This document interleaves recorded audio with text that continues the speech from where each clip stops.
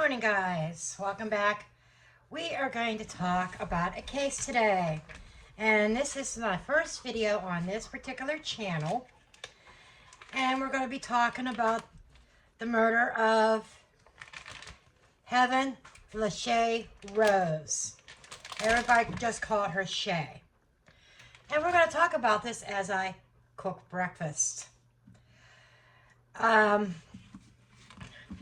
And I gotta make sure I cook enough bacon for the doggies. They're gonna want some of this. Absolutely. But anyhow, she was born on, June 11th, 1992 to Beth Thompson. And she lived with her mom, and she lived with her stepfather, Kevin. And Shay considered Kevin more of a father, not a stepfather. Okay? She lived a really happy life. She was a happy child, very friendly, wonderful personality. Shay, at the time, her and her family were living in Northport, Alabama. And I almost spilled over my thing of eggs. Anyhow, on the morning of August 19th, 2003, Shay set off to go to school. Now, her stepfather, or father figure, he said that her backpack looked a bit heavier than what it normally does. Now, that is just a matter of opinion, okay? That is, let's see. Some people are in the school of thinking that a backpack would be light, considering they don't have all their books and stuff yet from school.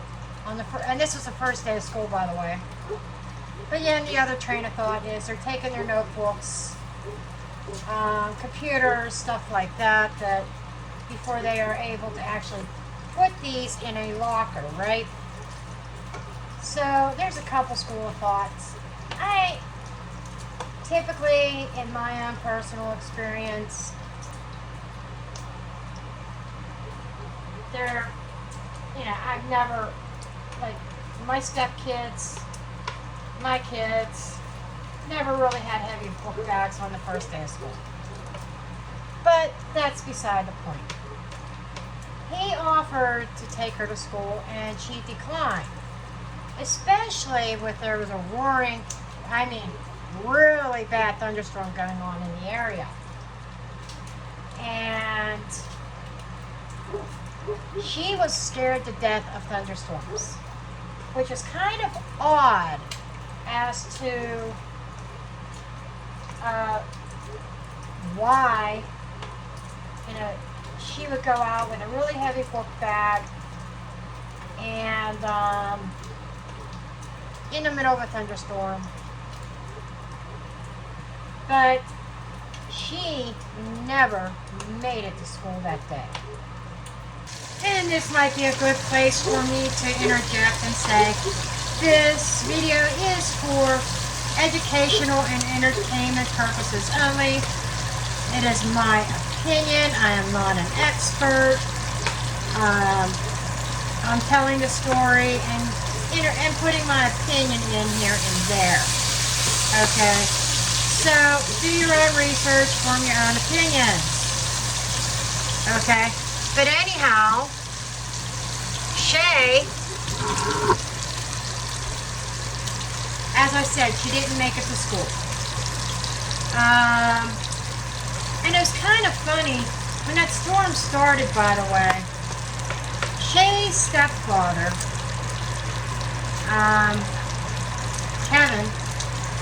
Kevin went out the door really quickly. I don't even think it was minutes to go grab her up to take her to school. And she was gone. She was nowhere. Witnesses in the area said they saw her walking by. And by the way, I am a dog mom. My dogs are outside, and I think the mailman's coming. You might hear some barking. Yep, there's the mailman. But anyhow, she was gone that fast. Now, moving forward, he goes to the school, and by this time, it's like, it was definitely before 8 o'clock. I don't know the exact time frame. Okay? And they said, oh no, she's not here in class. Well, he goes after Shay's older sister, Alex. Okay? Alex and Shay, I guess, were pretty close. Shay talked about Alex a lot, her big sister. Shay went over to the elementary school and saw Shay's bus and went and talked to the bus driver, and the bus driver said Shay never was on the bus.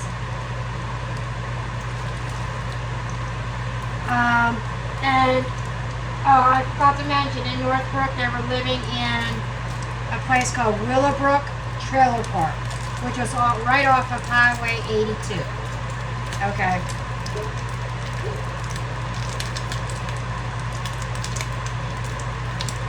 And what's really strange is, okay, so obviously, who's the primary suspects?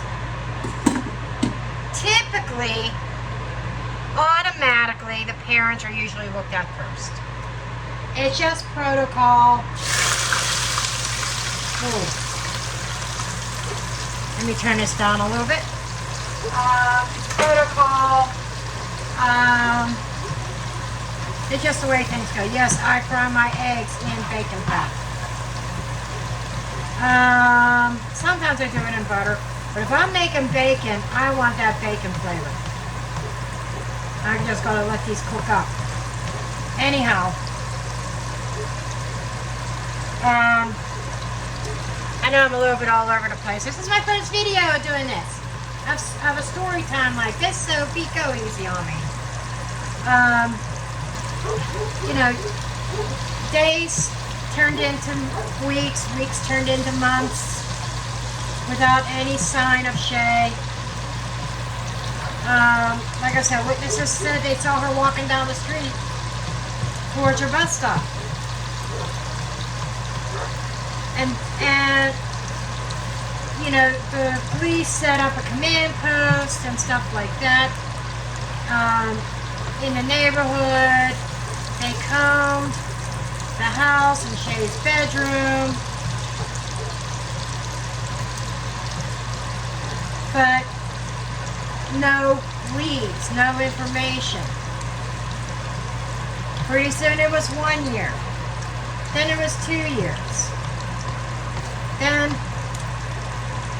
3 years, and Shay's body is discovered. But I'm getting ahead of myself a little bit. I think it was a few months after her disappearance. It was whenever police finally pulled out. When they packed up and left. There was a fire in Shay's bedroom. Okay? Now, they don't know who started the fire. But there was a recliner and there was the bed. Apparently there was a hole in the floor. There was like paper and rubbish and stuff, paper, garbage or whatever, that was ignited in her room. And just the way that it was set up, it was purposely set. Probably, allegedly, to destroy evidence. Evidence that they thought that maybe the police had overlooked. And they needed to get rid of it. I had to grab my plate. They had to get rid of it rather quickly before police came back and discovered it. Okay? So there's this fire in her room. It looked like arson. Definitely did. But in 2006, there was a man, there was like construction workers or something working on an old house about 7 or 8 miles away from where Shay lived. And as they were, Daisy, hush, as they're digging up the basement, underneath this basement floor they found remains. And autopsy showed, and DNA testing showed that it was Shay.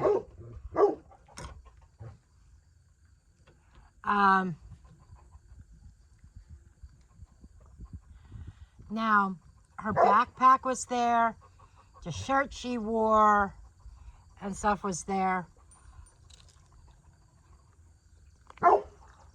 Obviously,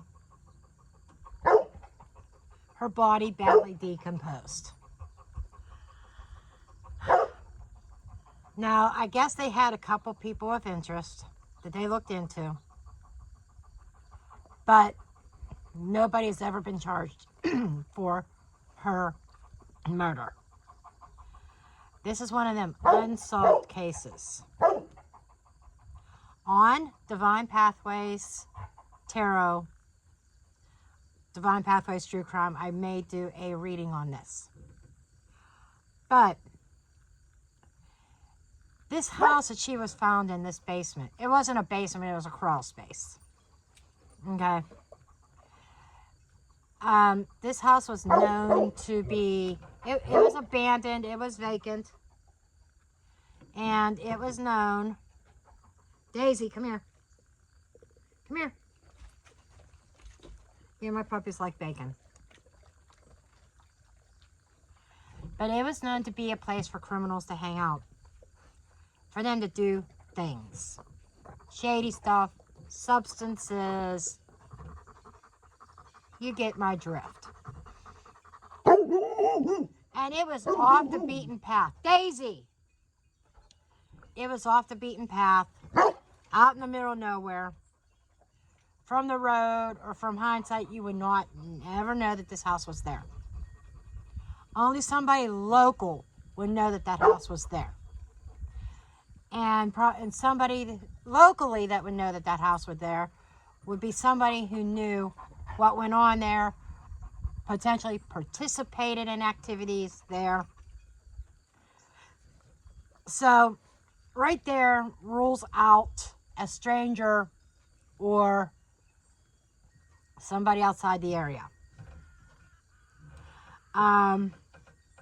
It is alleged or believed, or I believe, that Shay's abductor knew her. And it was somebody that she trusted. I have my theories. Okay. My first question is, why was there a fire set in her room? Who set it? Somebody that knew that something went on in that bedroom? Or there was some kind of evidence? Maybe DNA? You tell me. But both Beth, which was Shay's mom, and Kevin passed polygraph tests. A big but here. Okay? An alleged but, an opinion. Well, some of it's fact. Studies that I have seen, okay, studies have shown that if somebody's under the influence of something, alcohol or something else, they're more relaxed and more likely to pass a polygraph test. Okay? It's my way of shutting them up right now. But more likely to pass a polygraph test. So, you know, somebody could take some stuff and lie through their teeth, but because they're not nervous, because they're relaxed, they could pass. Why do you think they're not submissible in court.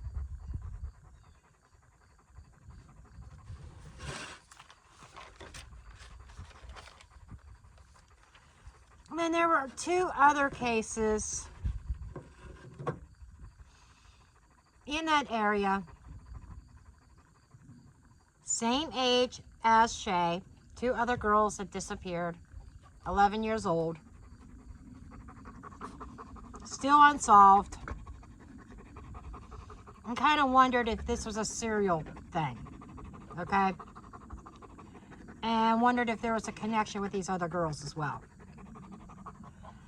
There's no solid evidence or proof that there is, but that there is or there isn't. It's a theory that's out there. As far as Shay's cause of death, it has not been, it's either unknown or not released. I'm guessing it's sealed, it's confidential. That is information law enforcement's keeping very close to their chest. So what do you think? I have my #1 suspect in my mind. Somebody very close to Shay. Most likely a family member. Could be one family member trying to cover up for another. I'm just saying. But I'm curious about what your opinion is, given what I just told you. I didn't take, this is not a deep dive, but it's really a sad case. She had her whole life ahead of her. She was a beautiful little girl. Whole life ahead of her. You know, she didn't get a chance to grow up. Just like so many other cases like this. Thousands of children disappear all across the world every day. And some of them never get the recognition that they deserve or the media coverage. So that's why I wanted to cover this case. I'm hoping that this channel grows and gets some momentum. If you want to hear more stories, more mysteries, make sure you hit that subscribe button and that notification bell. Well, I should stop saying notification bell because I think the notification bell is useless. But it only takes a second. It doesn't hurt. And hit that thumbs up button. And I love you all. And I'll see you in the next case. And perhaps I will cover this on my other channel with the cards. Have a wonderful day. And thank you for joining me for breakfast this morning. I don't know. You have to also let me know, do you enjoy watching me do things while I talk, such as making breakfast or making dinner or whatever? Let me know. I'm curious. Now I'm off. Bye.